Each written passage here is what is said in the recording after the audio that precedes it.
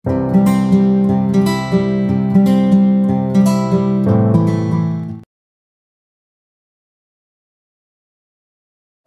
wabarakatuh. Waalaikumsalam warahmatullahi wabarakatuh.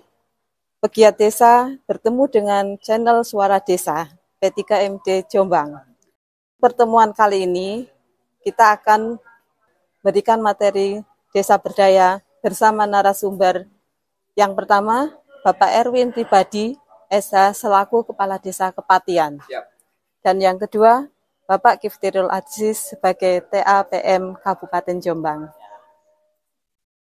Untuk materi yang pertama ini, Desa Berdaya, bisa saya sampaikan, Bapak, saya bisa bertanya, gimana sih awal mula Desa Berdaya itu? Iya, kalau awal mula atau status Desa Berdaya, saya kurang tahu ya, prosesnya seperti apa ya. Karena pada waktu itu kan saya banyak dibantu oleh pendamping. Tapi kalau ini terkait dengan program Desa Berdaya 2021 ya, 2021, memang waktu itu agak sedikit kaget kita ya. Dimana kalau Desa Mandiri waktu itu diberikan program namanya Desa Berdaya itu, kita awalnya nggak punya perencanaan, nggak punya keinginan Desa Berdaya itu kemudian ada insentif 100 juta dari provinsi kemudian dipergunakan untuk apa.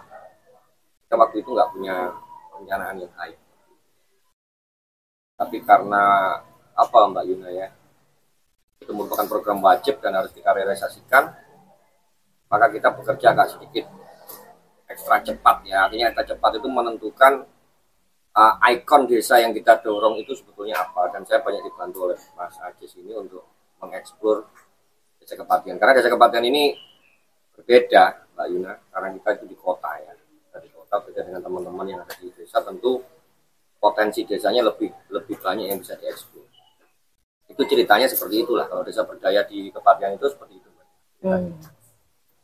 Untuk pertanyaan selanjutnya, nggih, Bapak, nggih.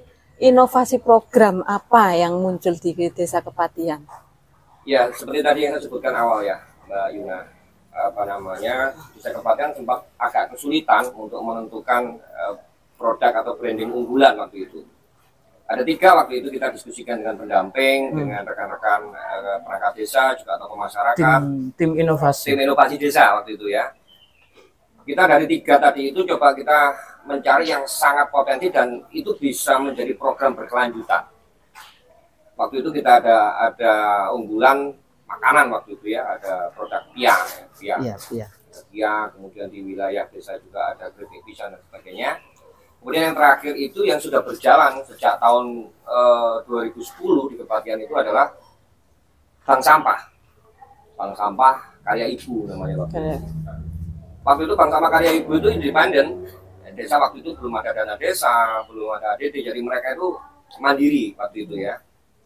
Kemudian Desa Kiprah membantu BSKI atau bank sampah karya ibu itu sejak tahun 2016 semenjak ada program dana desa. Dan itu provinsi ada namanya program Kampung Berseri waktu itu. 2016 ya.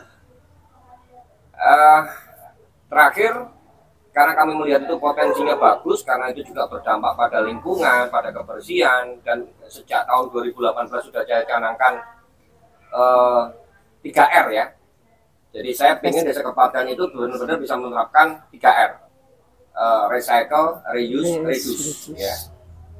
Karena itu berkesinambungan, maka saya dengan Mas Ajis ini selaku pendamping waktu itu kita putuskan bank sampah sebagai ikonnya desa waktu itu untuk Desa Berdaya.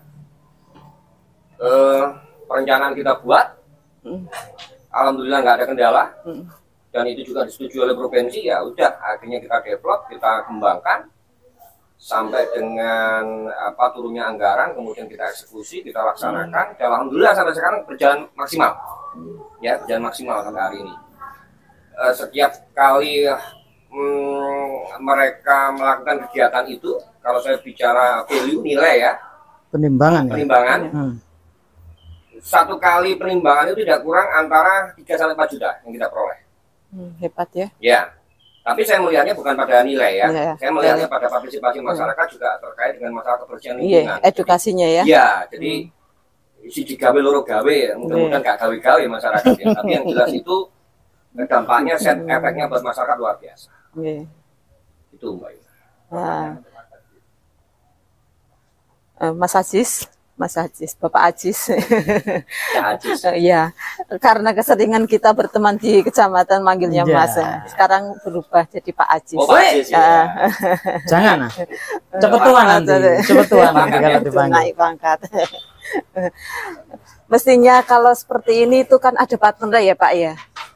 Nah, partner dari program ini itu yang lebih masuk itu apa? Terkait desa berdaya ini sebenarnya konsep bank sampah itu rencananya dulu kita kerjasama dengan Bank BRI waktu itu ya, Bank BRI. Jadi bagaimana kemudian para nasabah itu mendapatkan buku rekening dan ATM dari Bank BRI tersebut. Jadi buku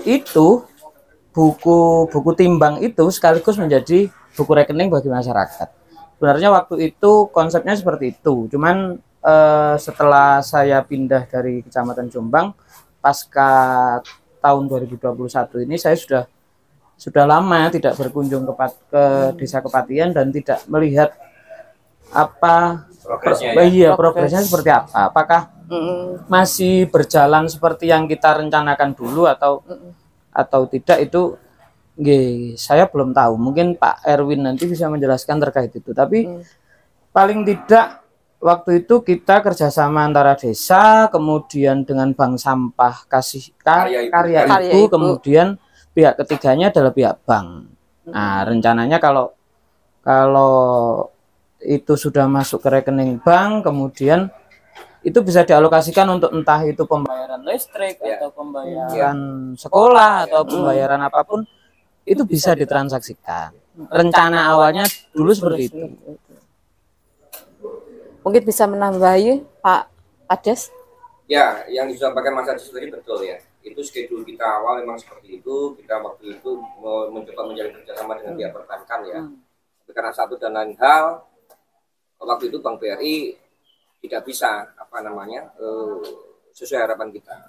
Akhirnya saya switch, kita menjalin kerjasama dengan Bank Jatim. Dengan Bank Jatim, ya, Bank Jatim. Saya kan berharap begini, Bu Yuna. Nasabah bank sampah itu ada semacam nilai tambah, ada value added buat mereka. Ketika dia nimbang sampah itu juga punya duit. Kemudian pada sisi yang lain dari uang yang ditabung itu juga untuk bisa bayar listrik. Sebenarnya kan konsep ini konsep yang konvensional ya. Sebenarnya konsep ini konsep yang sudah lama sudah diadopsi. Saya sampai hari ini masih menunggu dari pihak Bank Jatim itu untuk menyediakan EDC. Jadi saya ingin nanti ada programnya dari Bank Jatim itu kayak semacam pembayaran untuk tagihan-tagihan kayak PPOB ya. Jadi nanti itu ada EDC yang dari Bank Jatim, tapi sampai sekarang belum saya terima. Jadi mudah-mudahan dalam waktu dekat. Dan yang paling penting sebetulnya Mbak Yuna dari program Desa Berdaya khususnya di Desa Kepatihan ya. Apa yang sudah dilakukan oleh pemerintah desa, juga apa yang sudah dilakukan oleh para nasabah itu istilahnya ini bisa istiqomah ya, bisa berkelanjutan. Karena kemarin juga terus terang pada waktu pandemi ya kita sempat berhenti total. Waktu ketika program itu dicanangkan ya kita juga setengah hati untuk menjalankan itu karena pada sisi protokol kesehatan namanya juga sampah ya, kita pegang bahan-bahan yang berbahaya juga, kemudian bahan-bahan yang memang bisa menimbulkan penyakit itu kan kemarin kita juga setengah hati. Tetapi alhamdulillah ketika 2021 akhir kemarin kita sudah agak landai ya COVID, alhamdulillah bank sampahnya luar biasa. Tapi bagi jenengan itu sebagai kepala desa, keuntungan utama dari bank sampah ini apa? Kalau saya secara pribadi nggak ada ya, tapi kalau dalam kelembagaan pemerintahan desa, saya bisa mencakup beberapa aspek yang bisa memberikan manfaat untuk masyarakat. Tadi salah satunya adalah kebersihan. Kebersihan, kemudian ekonomi juga, ekonomi masyarakat juga. Kemudian di kota ini Mbak Yuna, itu kan paling angel itu serawung ya. Ngerti serawung ya? Ngerti tidak? Bersosialisasi, interaksi. Yang saya butuhkan sebetulnya di kota seperti itu. Ya, tapi 3 elemen tadi itu sudah tercover di situ. Jadi Jadi alhamdulillah kalau secara kelembagaan pemerintah desa, ya target saya sudah terpenuhi sebetulnya. Hanya apa ya, kontinuitas penimbangan bank sampah ini harus kita dorong lagi. Cuma itu pun bukan berarti kita nggak ada kendala ya. Saya beberapa bulan yang lalu sudah mencanangkan itu bulan sedekah sampah. Ya. Tapi sepertinya dari pihak pemerintah dalam hal ini yang ada di lingkungan desa Kepatihan ini tidak mensupport. Saya ada beberapa kantor pemerintahan di wilayah Kepatihan ya, kemudian perbankan juga ada. Yang kita harapkan sebetulnya kan sampah ini tolong kita ambil. Kan kita ada dua ya Mbak, ada sampah yang memang itu dijual, kemudian hasilnya dikembalikan pada nasabah. Satu lagi ini kita menggunakan untuk sosial. Yang untuk sosial ini sebetulnya kita ambil dari perkantoran tadi itu, dari pertokoan, dari perkantoran. Namanya itu adalah sedekah sampah.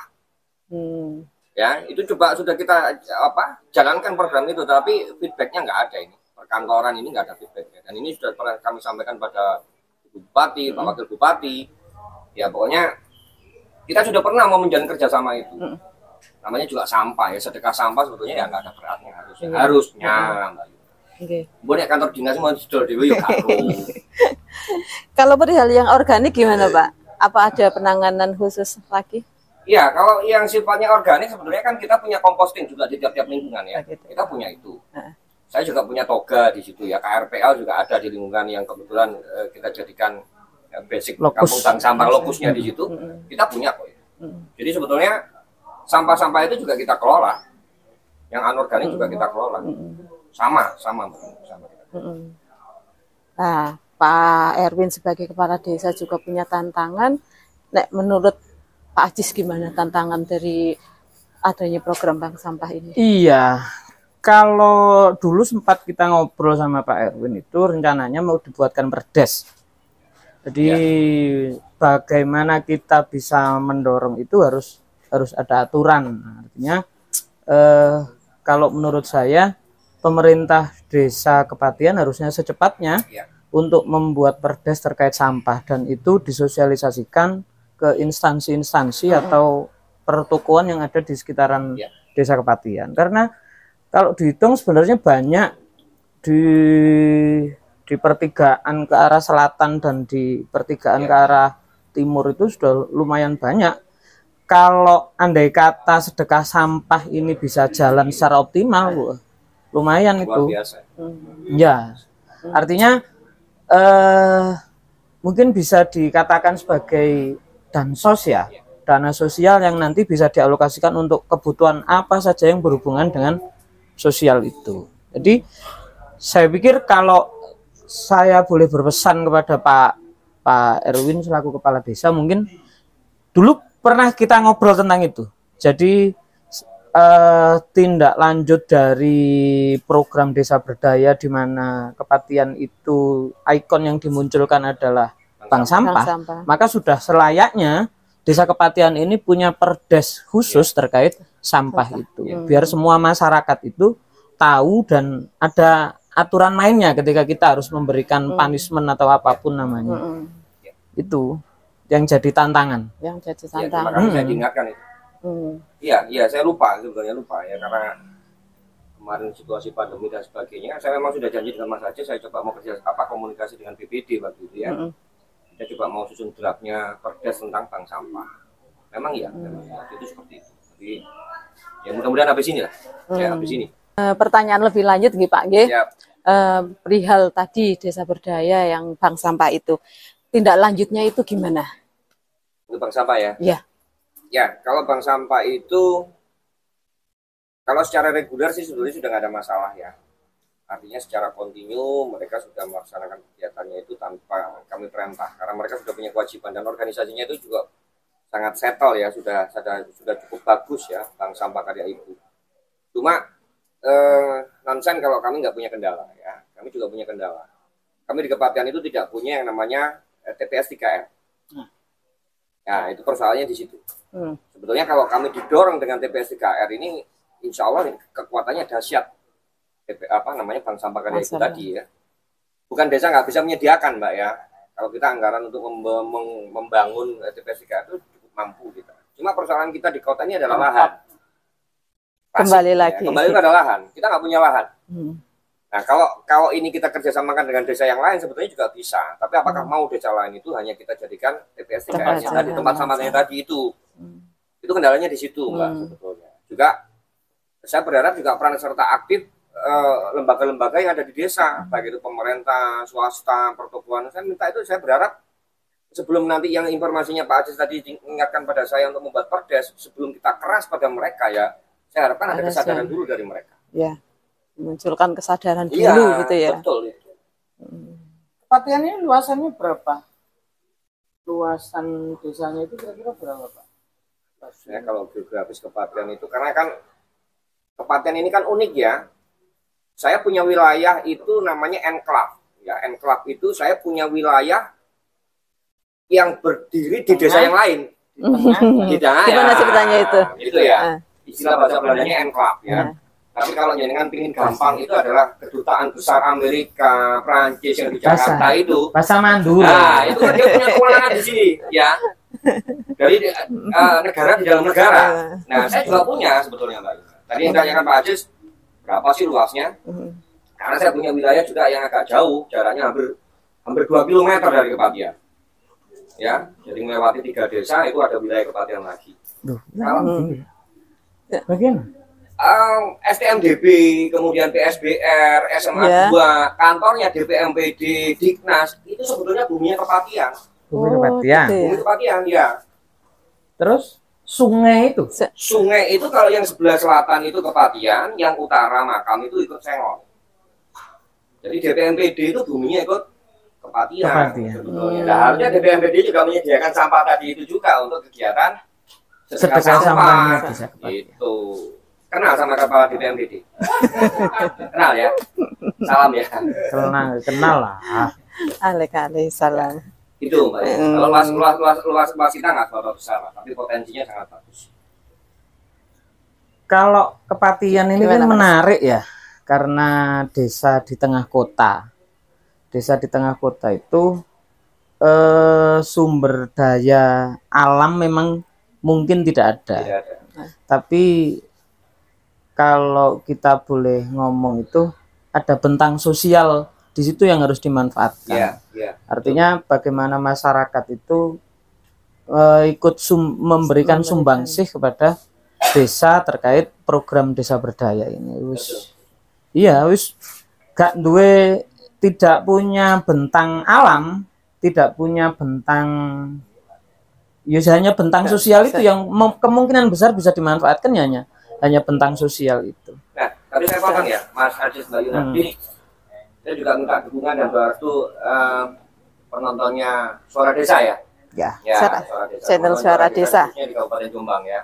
Jadi begini, insya Allah tahun 2023 Kepatian ini akan mendapatkan program dari Kementerian PUPR akan mewujudkan suatu kawasan di Kepatian atau kawasan destinasi di Kepatian itu akan dijadikan kampung pecinan. Kampung pecinan. Kampung pecinan. Kampung orang Cina. Ya. Sebenarnya bukan orang Cina sih ya. Namanya kampung pecinan itu diciptakan seperti kampung orangnya Cina, tapi ya belum tentu orang Cina semua sih. Kia-kia. Ya, semacam kia-kia. Atau kalau yang sekarang sudah terbentuk itu semacam di Trawulan ya, ada kampung Mojopahit. Nah, itu kan juga belum tentu orang Mojopahit semua kan. Ada orang Belambangan juga di situ. Nah, yang penting ikon bangunannya itu ya. Ada orang Kediri juga. Bentuk ikon di kawasan itu nanti akan di-create menjadi kampung pecinan. Jadi kawasan itu akan dibikin semacam kawasan restoran ya. Kemudian ada kawasan makanan. Itu nanti di kawasan Jalan RT Marta-Dinata kan. Jadi dengan kalau tahu toko Mas Gincang sepanjang RE Marta-Dinata sampai dengan Kelenteng utara selatan. Oh, hanya sekitar 250-300 sepanjang itu. Kemudian ini ada lagi yang ke barat. Dari Kelenteng ke barat. Ya. Masuk ke Jakarta itu ya. Ya, perbatasan dengan Pulau. Jadi nanti letter L. Nah, itu nanti sekarang sudah masuk pada konsep perencanaan. Nanti insya Allah minggu depan ini mau dibawa ke kementerian. Insya Allah realisasi nanti tahun 2023. Nah, ini senyampang dengan apa namanya program desa berdaya tadi ya, menjadikan Kepatihan menjadi ikon ikon bank sampah. Juga nanti ada tambahan baru lagi, jadi ikon destinasi wisata untuk Kampung Pecinan. Ya, mudah-mudahan nanti ini juga apa namanya memberikan manfaat buat masyarakat. Itu oleh-olehnya. Cinone Jombang. Cinone Jombang. Karena Kepatihan itu dulu terkenalnya ada 3 kawasan pemukiman dengan istilah Kampung Pecinan, Kampung Arab, dan Kampung Madura. Kepatihan itu sampai sekarang Kampung Arab ada, Kampung Pecinan ada, terus kemudian Kampung Madura juga ada. Pak Erwin ini Arab. Arab paling genah. Itu Mbak Yana. Iya. Yang menarik lagi itu di Kepatihan ini ada salah satu program yang menurut saya itu bisa dikatakan poin tersendiri, yaitu terkait ketahanan pangan. Kepatihan ini punya ikon kolam. Oh iya, sampai lari ya, lele. Iya. Nah, itu. Jadi di Kepatihan itu ada 9 titik kalau nggak salah Pak ya. 8 Mas. 8 titik, di mana setiap titiknya itu ada kelompok masyarakat, ada Pokmas yang di situ diberikan hibah terkait anggaran ketahanan pangan tahun 2021 yang 20% itu. Salah satunya adalah dibuat untuk bioflok ikan lele. Ya. Ini yang menarik. Ya. Dan Gimana, menurut saya ini poin ini. Gimana perkembangannya itu? Alhamdulillah perkembangannya baik. Beberapa minggu yang lalu kita sudah panen. Ya walaupun itu masih di bawah ekspektasi kita, target kita ya. Tetapi karena ini sesuatu yang baru, saya juga memaklumi ketika mereka tidak 100% berhasil di bawah target kita. Tapi yang penting awal sudah kita ajak pelatihan, kemudian kita juga memberdayakan orang sekitar itu untuk membuat abon lele, macam-macam lah ya. Kita sudah prepare dari awal. Senyampang dengan turunnya Perpres 104 itu tentang ketahanan pangan yang 20% itu ya, ini plot match ya. Jadi saya punya 9 RW tapi 1 RW tidak bisa kita kasih fasilitas itu. Dari 8 RW itu semuanya jalan, alhamdulillah jalan. Jadi Pokmasnya itu dalam pengawasan ketua RW, ketua RT, masyarakat secara bergilir memberikan makan, menguras dan sebagainya. Alhamdulillah kemarin hasilnya kita serahkan kembali pada mereka. Ada sebagian yang dijual, ada yang sebagian lagi itu diberikan kepada masyarakat untuk menunjang programnya pemerintah terkait dengan stunting. Jadi ikan itu kita berikan secara gratis kepada memang yang membutuhkan. Sisa anggarannya disimpan lagi untuk pembelian benih maupun pakan lanjutannya ya. Alhamdulillah jalan. Populasinya berapa persen? Populasinya berapa ribu itu? Satu kolam kemarin kita kasih kurang lebih 3.000 bibit. 3.000 bibit. Jadi kemarin ada 24.000 yang kita bagikan untuk 8 tempat. Ya kita bagi. Seharusnya target kita itu dari 3.000 itu bisa antara 120 sampai 130 kilo ketika masa panen ya. Dengan angka kegagalan mati dan sebagainya atau dimakan itu ya antara 10 sampai 20% sebetulnya. Nah kemarin panen kita ya di kisaran angka 90-80 kilo. Memang di bawah target kita. Tapi insya Allah yang setelah ini karena mereka sudah punya pengalaman, bahkan pakannya sendiri, anak-anak juga sudah berusaha untuk bikin sendiri peletnya itu. Nah, ini kalau ini bisa terwujud, ya desa nanti akan memfasilitasi. Sopo ngerti loh Mbak Yuna, inovasi mereka itu kemudian bisa kita biayai dan ini merupakan pekerjaan buat mereka, menghasilkan mereka dengan menyediakan palet dengan harga murah. Karena kebetulan Patihan juga ada sungai, ada beberapa hewan di situ yang bisa dijadikan campuran untuk dedek tadi itu diolah kemudian dijadikan pakan ikan. Itu harus punya. Amin. Ya, amin. Kembali lagi ya Pak ya ke Desa Berdaya Tetang Sapa. Untuk kedepannya, jenengan ada berniat untuk menganggarkan untuk lebih tentang bank sampah, apa betul? Harus dong. Iya, kalau saya ada niat ada ya. Kalau niat ada. Cuma ketika saya menganggarkan itu kan juga saya butuh banyak improve dari teman-teman BSKI tadi itu ya. Sering kali saya tanyakan, kebutuhanmu apa? Jadi saya bisa menganggarkan untuk anggaran tahun depan ya. Ketika saya tanya itu mereka hampir relatif tidak ada kebutuhan. Itu bagusnya mereka. Karena mereka juga ngukur. Ketika misalnya mereka kebutuhan mereka basic ya standar ya kan. Misalnya butuh timbangan, ya butuh hal-hal yang sifatnya dijadikan rutinitas mereka ketika timbang. Ya mereka sudah tercukupi semua. Di samping dana dari provinsi kemarin ya, stimulan 1 juta itu yang diberikan pada desa. Awal-awal kan desa juga sudah masuk di situ memberikan bantuan pada mereka.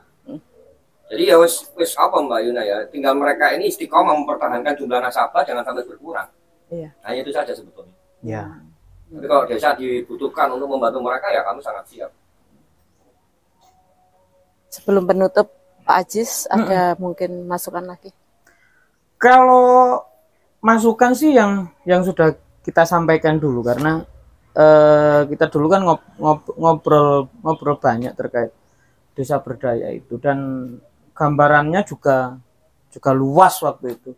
Jadi saya dan Pak Erwin itu ketika ngomong bank sampah itu sudah mulai produksi sampai pada tahap pemasaran dan manfaat yang lain. Artinya kalau harapan saya ya merealisasikan yang dulu pernah kita bicarakan, merealisasikan apa yang dulu pernah kita cita-citakan. Saya itu suka dengan Pak Erwin ini. Mas aku udah bojo.